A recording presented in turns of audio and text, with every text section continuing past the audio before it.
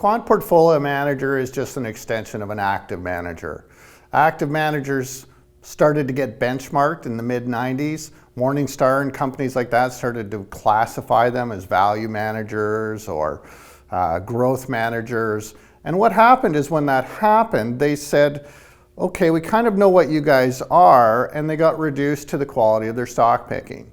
At that point, active managers started to come to more quantitative ideas to get better ideas on stock picking. What happened is they come to people like us, and we run lots of data on stocks. So I would really say it's an extension of traditional active management. The big difference is they're looking for needles in a haystack. We're trying to build haystacks full of needles. And so it's a different approach to the same problem. Instead of looking at stocks as individual stocks, we're trying to find variables that have some academic proof on why you would get a return out of a stock or the stock market in general. But it's the same kind of active idea. SmartBe is a new company that we just launched in Canada. For the longest time, I was working in the quant field with retail advisors and investors.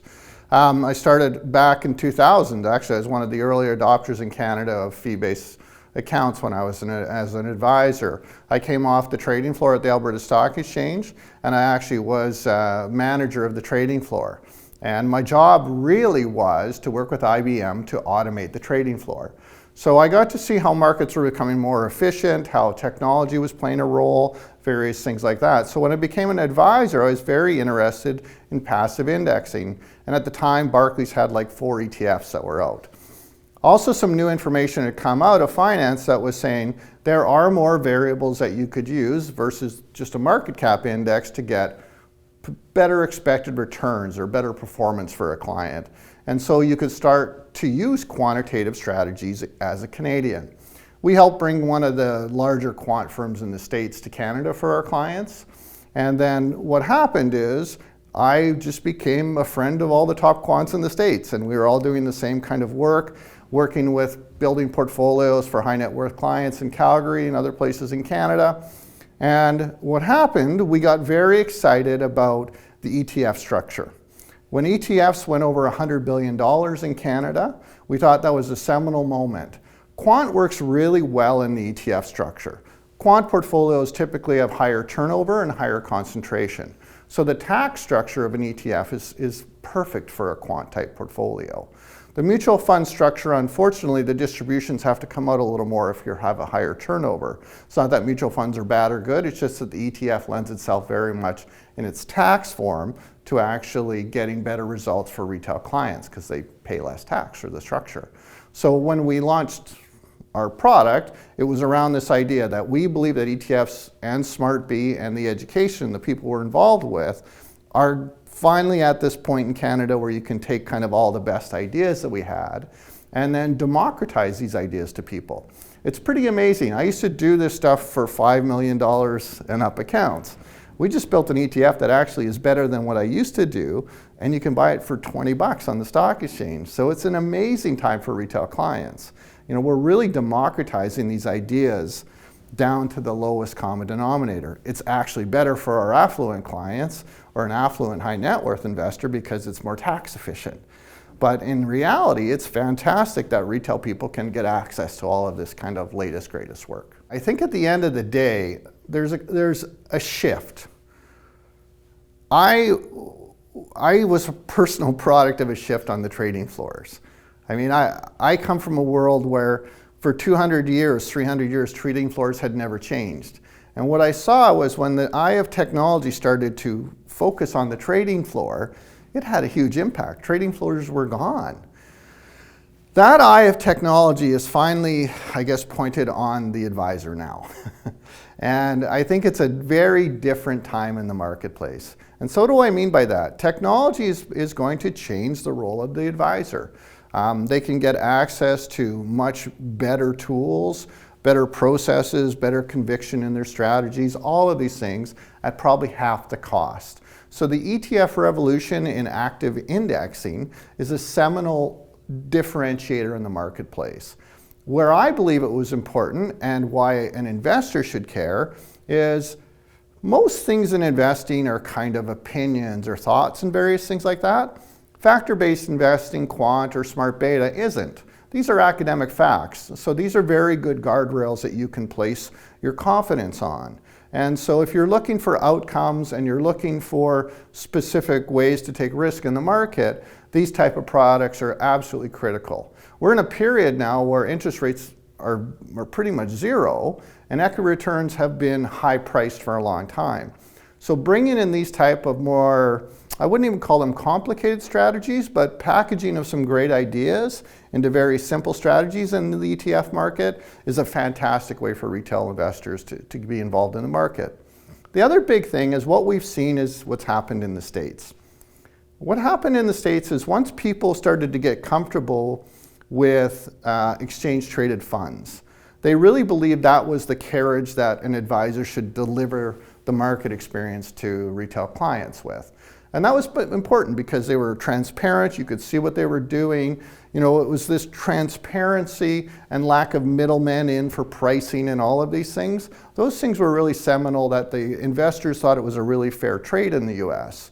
We believe that shift is going to happen in Canada in a huge way. We just think the ETF is a great vehicle for all of those things. An active ETF is really a couple things different from a mutual fund. The biggest change is that a mutual fund has to be sold, so does an ETF have to be sold. The difference is one actually makes room for compensation right in the product. An ETF is a stock, and there's no way that we can build in any type of compensation for the advisor. So right there, there's a disconnect between the product and the advice. That's the biggest problem in the financial services in Canada, is that a lot of the prices are tossed into the prospectuses with disclaimers and that. So there's no clear differentiator between what the product costs and what the value of advice is. I think there's tremendous value in advice, but I just think it should be negotiated between the client and the customer, and they should be separate. Mutual funds are an excellent vehicle. The biggest difference in the ETF world is that the taxation structure is a little bit easier. For us, we can buy actually ETFs out of the States, custody them in Canada, and it's a better tax experience for Canadian investors. So there are some real seminal tax differences for people. Tax is something that we all hate to pay and can't get around.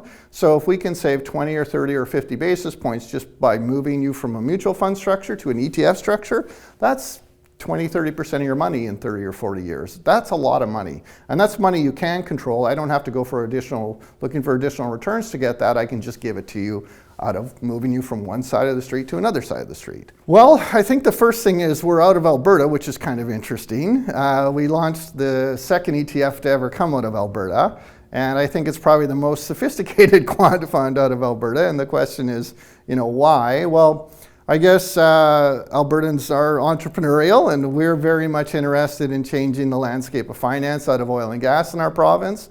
So we are glad to be one of the key companies that are kind of leading this new wave of financial fintech in our province, and we're very happy to be doing that in Alberta, and we love our province. So it's nice to compete in Ontario, where all the money is usually managed.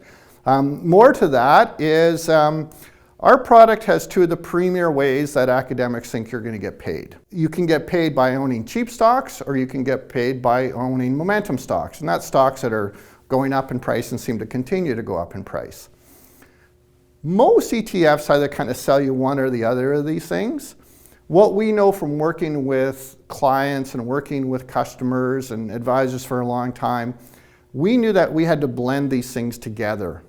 Because it's very difficult. What happens is the value portfolio will be doing well for a while and the momentum won't, and the client wants to sell that. So it's not the fact that these things don't work, it's really how our behavior works in these models. So when we set out to build a product, we wanted to do it all around the world, and we wanted these two premier anomalies in there. So I would argue we actually have like 6 ETFs in one in our product. So these are called multifactor ETFs. Our belief is very much this is the type of ETF you want to own as a client. We feel that you'll performance chase just as you would performance chase with mutual funds running after value or growth or a dividend ETF. We think when we combine all of these, this is just our opinion, that it's a lot better journey for the investor. What we're about is trying to make not just really cool products, but to make the journey successful for the investor. Who cares if our medicine's any good if you're not going to take it on a daily basis? So I think that's one of the seminal things we're bringing to the marketplace. And then the other thing is we're teaching the advisors that work with us why it's good to be in, how they're going to message that to you as an investor. So if we can make the ride more tolerable for you, it's a lot easier for the advisor as well to deliver the medicine that you need. If you think of most people in the ETF world, they're used to cheap. When the first ETFs came out, they said, we're cheap, cheap, cheap, cheap, cheap, and this is how they sold. And they are cheap. If you're just buying a very basic index in an ETF, it's not that the ETF is cheap, it's the way that the money is managed is the cheap thing. So a simple index is very easy as a portfolio manager to run. If I run the TSX 60 stocks, I have 60 stocks and they don't ever move. So it's a very low cost way to run things. The difference is when you get into quant strategies or smart beta, these are higher turnover strategies, maybe 100% in value, maybe 200 in momentum. So what you really have to do is, unfortunately, the costs will go up when you go into active investing in ETFs. I think this illusion that ETFs are cheap is not a bad one, but if you're going to get into better quality of the areas that where you're going to get paid in financial markets from a systematic active approach, you're going to pay more money. And so we have combined about 6 ETFs into one with a trend following layer on top of it. So there's just a lot of stuff going on in that ETF. Makes it very easy to own. The counter to that is that we're probably a third to a half of a cost of what an active manager would in Canada. Once you take the middleman payment out and some of the other ancillary costs that you get in an ETF, it's actually a very effective way to actually pick up an active manager. So I would really want people to know, don't be scared off when you see, say, an 86 basis point ETF, when you've been told they should be like 10 or 20 basis points. Understand that there's a seminal difference between active ETFs and passive ETFs. And really, active ETFs or active management in Canada, you don't know if it's 50 basis points or 2.5% that you should be paying. I can tell you, what people learned in the States, it's going to come around 40 to 80 basis points. And that's what changed in the States. People started to see, oh, well, that's the price of that. That's why they encouraged advisors to use ETFs. So the transparency around the pricing is one of the drivers that we think will change in Canada. As the next regulator, I think, we should look to what the US has done in the ETF business and avoid double taxation in these things. I think it's really important. So you can use creation and redemption units in the States to avoid taxation that would be considered double taxation.